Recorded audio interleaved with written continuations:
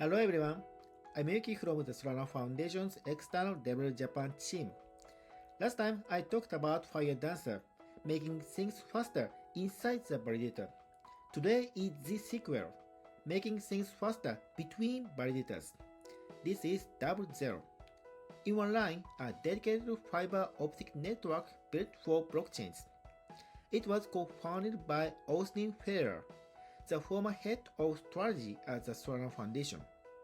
And today, nearly half of Solana's stake is connected to this network.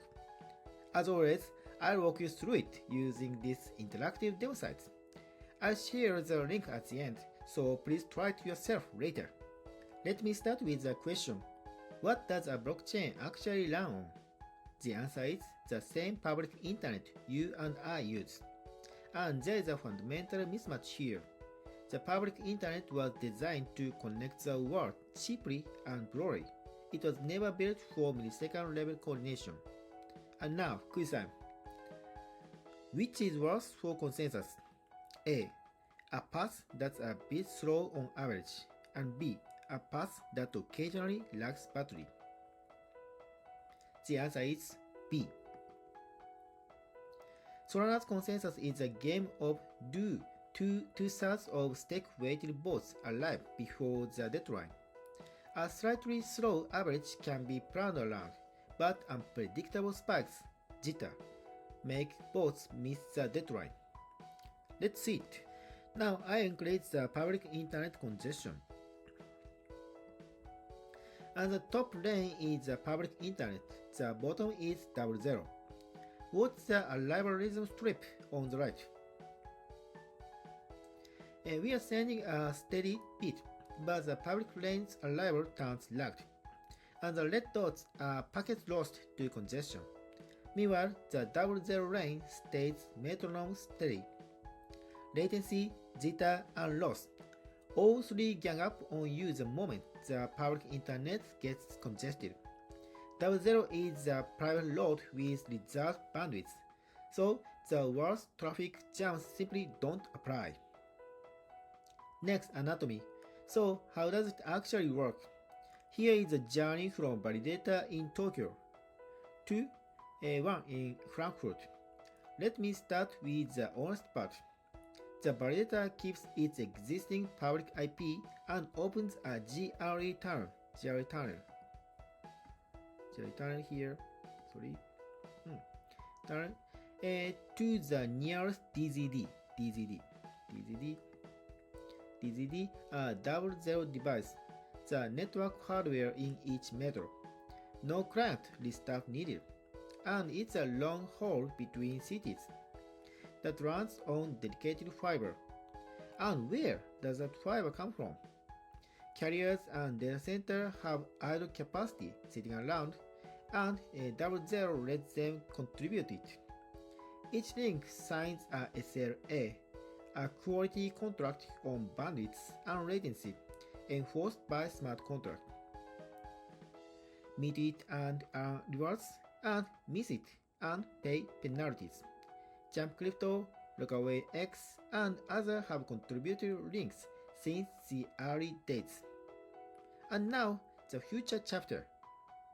In the white paper's final form, the FPGA gatekeepers appears like this.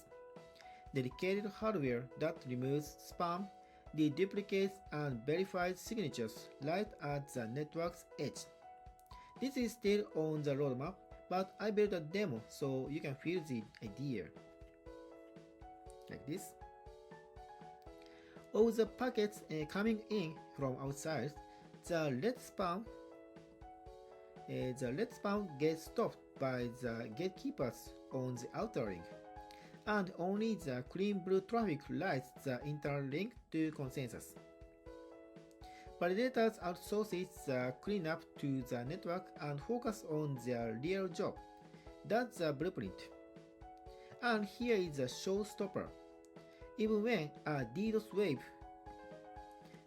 wave, a flood of junk traffic come in, it gets absorbed at the entrance, and the consensus on the inside barely feels as things. The defense bandwidth included would be provided by the contributors as purpose-built appliances. And again, this is the vision. By the way, everything in this figure is tappable. Links and nodes and gatekeepers with plain language definitions. Even what does RPC stands for is in there. So please poke around. Next, multicast. The delivery problem. The reader produces block fragment threads and has to deliver them to validators all over the world. And how? Here is the thing. Network level broadcast, IP multicast, isn't available on the public internet. So Solana invented Turbine, a tree-shaped relay. It's a genuinely brilliant invention within the public internet's constraints. But every relay hop stacks up, receive, then resend time. On DoubleZero's dedicated network, true multicast is back on the table. Let's compare. Next, delivery showdown, relay versus in-network replication. I increase validators to 16. Okay. Then play delivery. 1, 2, 3. Okay. The tree on the left, the reader sent 3 times. 1, 2, 3. And the fastest node is 3 hop away, and 5 validators work as relayers. 1, 2, 3, 4, 5 validators. Okay. And the in-network replication on the right, 1 send and 0 layers.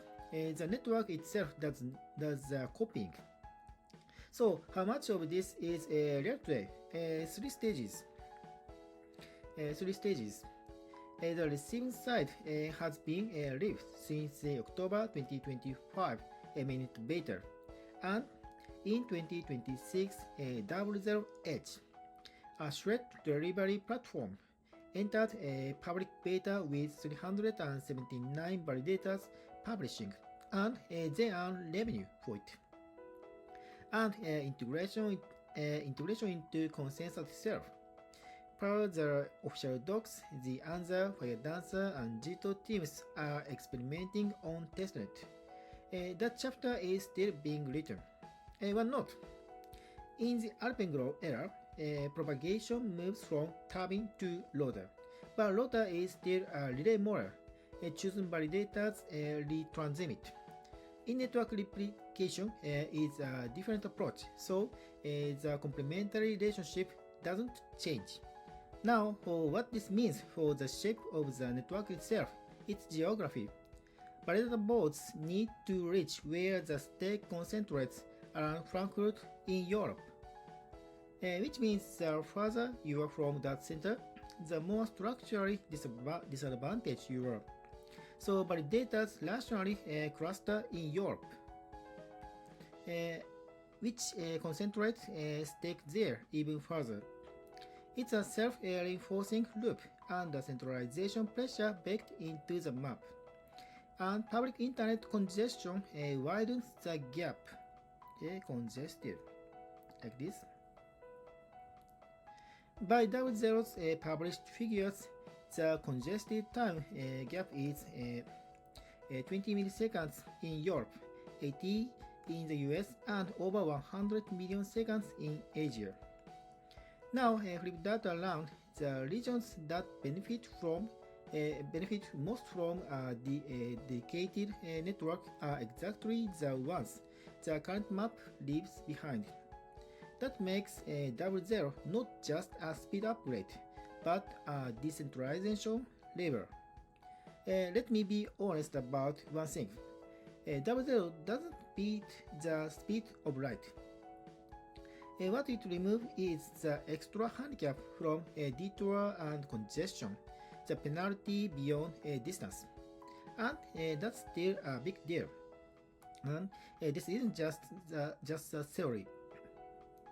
A network launched across 7 founding metros on 3 continents, from New York and London to Singapore and Tokyo. Then, in March 2026, Phase 2 directed a total of 2.4 million Sol in delegation toward validators in Tokyo, Singapore, Hong Kong, and Sao Paulo. Sao Paulo, and Sao Paulo, up to 600,000 Sol per region. And during that rollup, DoubleZero captured 98.3% of Solana's non-Europe stake growth. The flatter the world gets, the more places a validator can call home. A network you can run from anywhere is a network that belongs to everyone. Finally, let's look back at the journey. When mainnet beta launched in October 2025, about a fifth of all stake was already connected, and 6 months later, it's at 46 to 48%, nearly half. And 3 highlights. First one, March 2025. The testnet launches across 7 cities, including Tokyo, with a $28 million raise. And next one is October 2025. Mainnet beta and the 2Z token go live, following a SEC no action letter. And March 2026. This is an interesting one. Validator connection fees were removed entirely. The bootstrap era charged 5% to grow the network. Once it matured, revenue shifted to the edge subscription economy. And in DoubleZero's own words, maturing from a bootstrap protocol into an economic engine. Execution, Firedancer, Consensus, Alpenglow, and the wiring DoubleZero. Solana's P story is a clean division of labor across layers. So what did you think? The demo site I showed today is linked in the description. Together with the previous Firedancer guide, I hope you learn it hands-on. That's it. Thank you for watching. Bye.